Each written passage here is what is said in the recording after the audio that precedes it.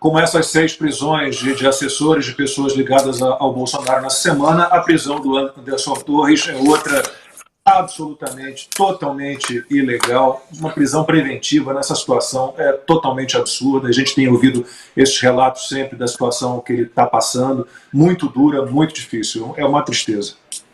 Que vídeo difícil de assistir esse, né? De quem esteve ali, viu com os próprios olhos o que está acontecendo, né? A barbárie que estão cometendo contra o Anderson Torres. Um processo sem o devido, um caminho sem o devido processo legal, uma prisão ilegal, inconstitucional, desumana, que respeita todas as premissas, né, do direito. O Anderson Torres, que voltou ao Brasil, ele poderia ter ficado aqui nos Estados Unidos, ele voltou ao Brasil confiando na justiça, não tenho nada a esconder. Agora, eu queria aproveitar esse absurdo que é a prisão do Anderson Torres, o absurdo que é a prisão do ex-deputado Daniel Silveira, né? E aqui já falamos, né? Podemos condenar a maneira como ele entregou as falas agressivas no YouTube, mas a prisão em si é tudo ilegal, e aqui defenderíamos até um membro do PCO se ele tivesse sido preso ilegalmente e inconstitucionalmente. Eu queria jogar uma pergunta para o deputado Bilinski, já que é um homem da lei.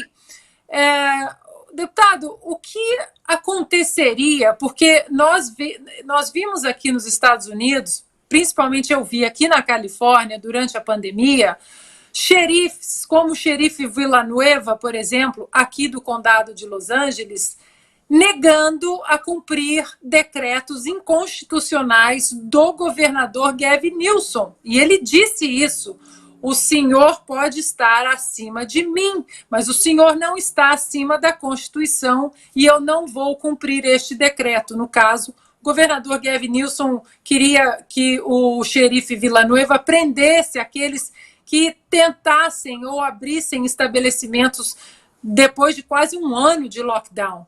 E o xerife Villanueva disse: não vou fazer isso, não vou simplesmente armar todas as minhas forças policiais para prender gente inocente, gente que está tentando trabalhar, sobreviver e deixar os bandidos à solta.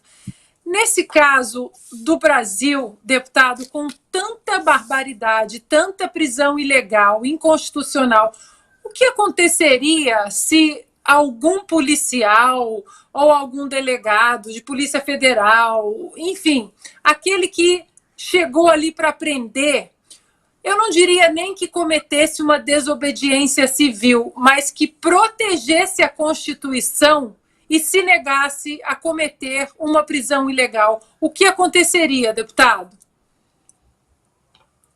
O governo do PT, ele já trabalhou muito tempo para fazer a articulação política em torno da Polícia Federal.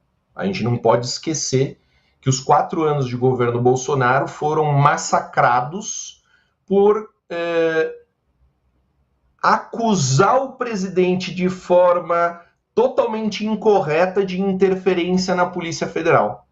Todo mundo aqui vai lembrar de como a mídia atacava o presidente dizendo que ele estava interferindo no trabalho da Polícia Federal.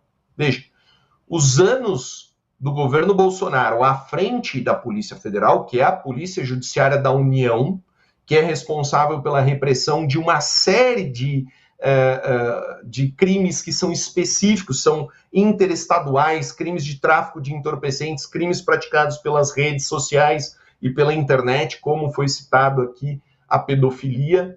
Esse trabalho, durante o governo Bolsonaro, foi um trabalho de polícia de Estado. Qual que é a diferença de polícia de Estado para polícia de governo? A polícia de Estado é aquela que cumpre a função constitucional. Ponto. Aquela que cumpre a lei, como ela foi aprovada pelo Legislativo. Aquela que cumpre decisões judiciais que foram pautadas na lei. O que a gente está assistindo é uma performance de polícia de governo. Tá? Ana, eu sempre penso muito nisso, sabe?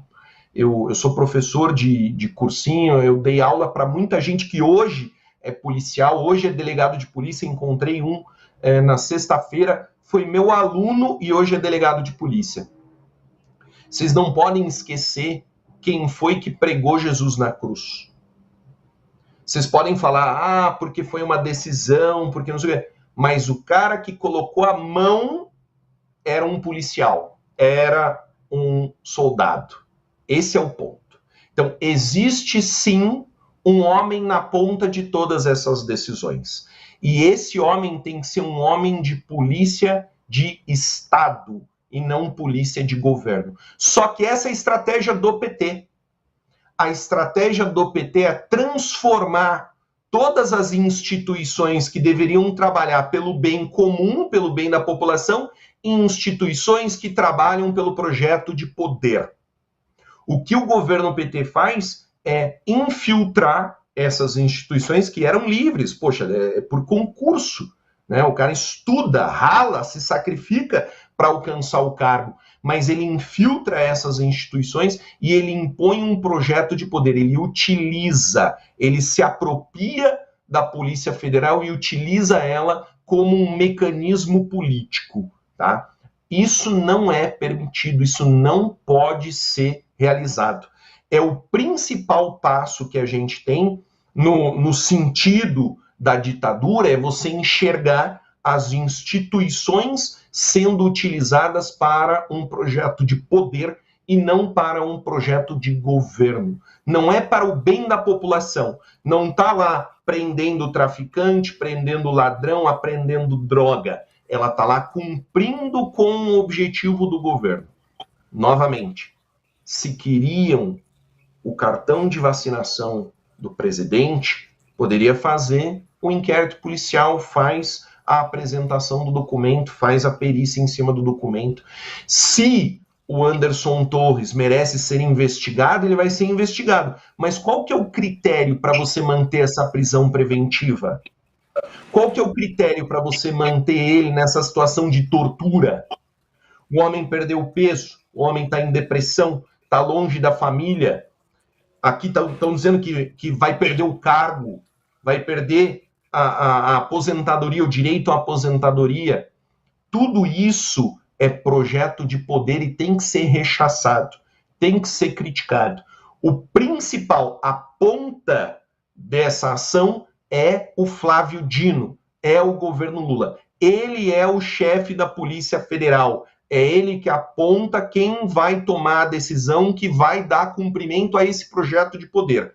Quem desvia a função é o Flávio Dino, que deixa de tratar a Polícia Federal como polícia de Estado para tratar a Polícia Federal como polícia de governo. Isso nós somos absolutamente contrários e deixamos claro que o governo Lula aparelhou a Polícia Federal por décadas para que ela se achasse hoje nas condições que se encontra.